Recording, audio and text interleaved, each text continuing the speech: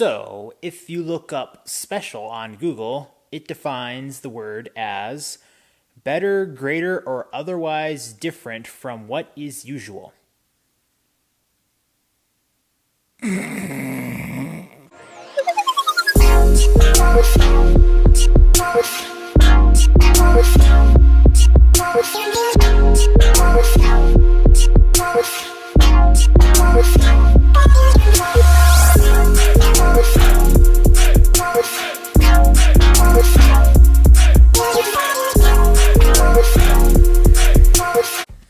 Welcome back to Y.E.S, everyone. Today we are talking about Special, the fourth studio album released by Lizzo. Fourth album, personally, my second review. My opinion is probably a little bit more different than the mainstream, similar to her last album. And what could I possibly mean by that necessarily? Well, a lot of people are continuously praising Lizzo, and I am not one of those people. Let's ask the following questions. Is Lizzo talented? Yes. Actually, yes she is. Does Lizzo have a particular type of artistry? Yes. Yes she does. Does that artistry merit anything we should be praising presently?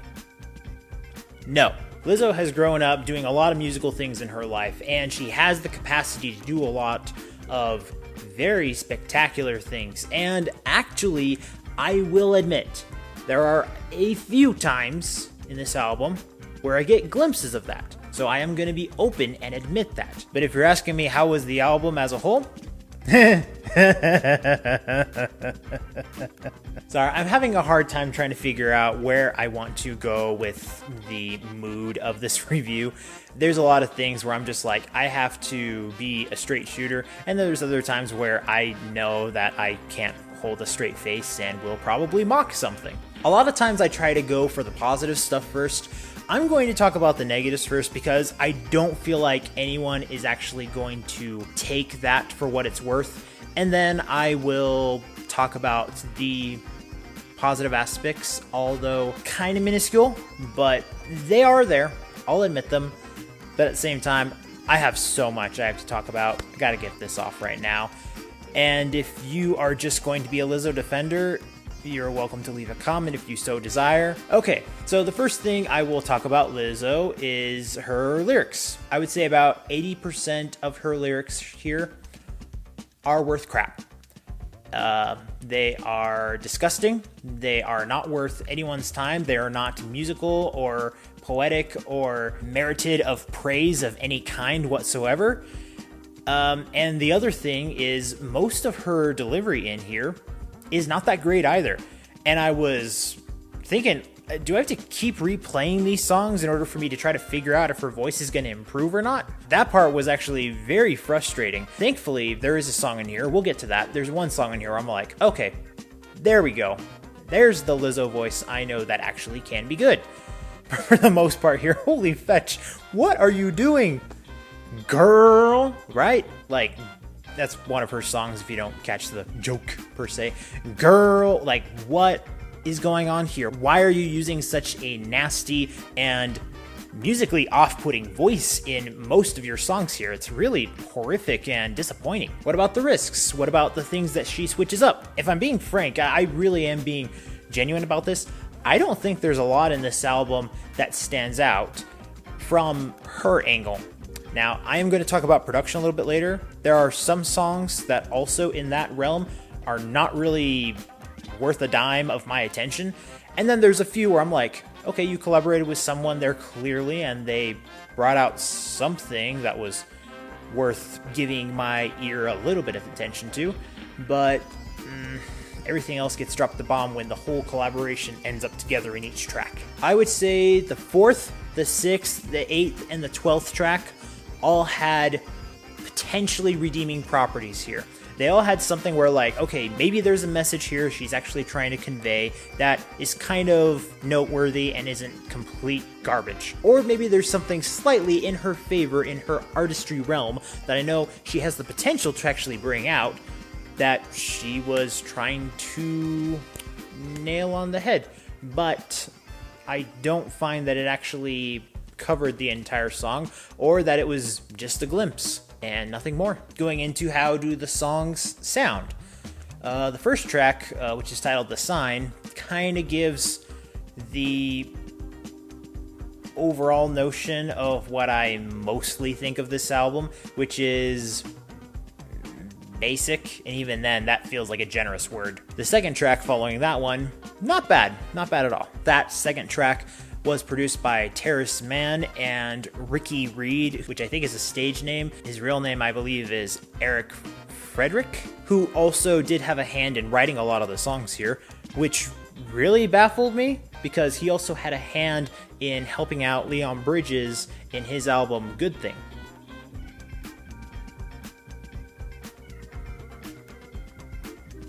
That doesn't make sense at all, but I digress. I will say the track Birthday Girl actually has a great sound, and then gets completely tarnished when Lizzo adds her vocals. I'm sorry to say that, because the beat, it's fire. I like it a lot. It's a disappointment. It's one of the most classless songs I've ever listened to. It's such a waste of a good beat. I could actually cry if I really thought more in depth about it, but gotta hold it together. Again, I'm not trying to overkill this review or even the album overall.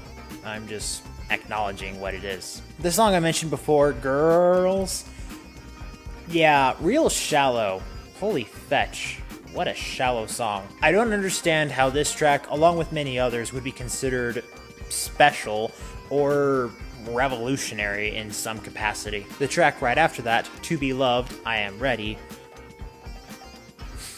There's a line in there that just, it grips me the wrong way. It says, I know my worth. I really don't think you do, because if you did, you would not be making songs like this, Lizzo. Let me get to the highlight that I really wanted to get to. It's the very last song, titled Coldplay, which actually does feature Chris Martin in here. Lizzo has spectacular and wonderful vocals in here. I don't really care about the lyrics all that much in here. She still butchers those up a little bit, but it's better.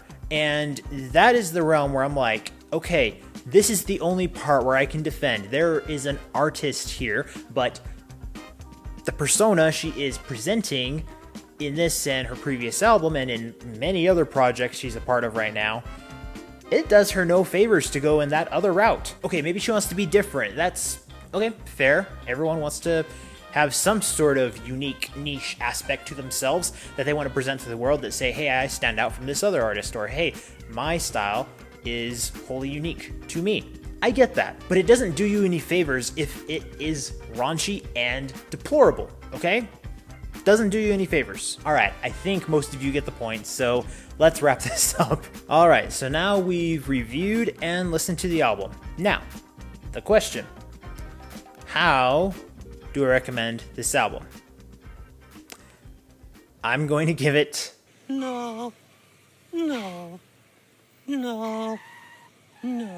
Yeah, surprise, surprise on my end. Whoa. And I do want to say something, just like it's kind of a pseudo-defensive thing. Despite my recommendation, I really don't think this is one of the worst albums ever made.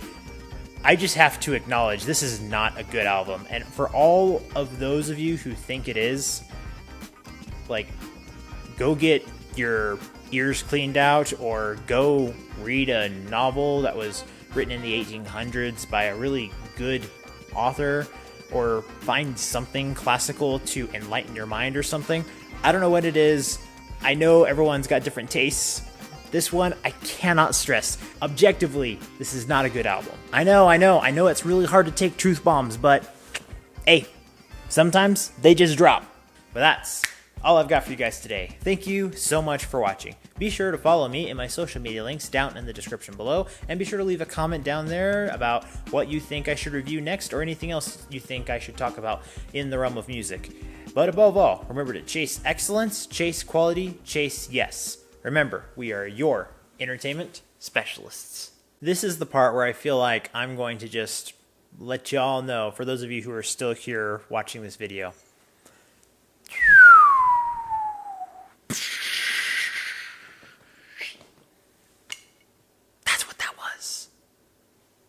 Boom!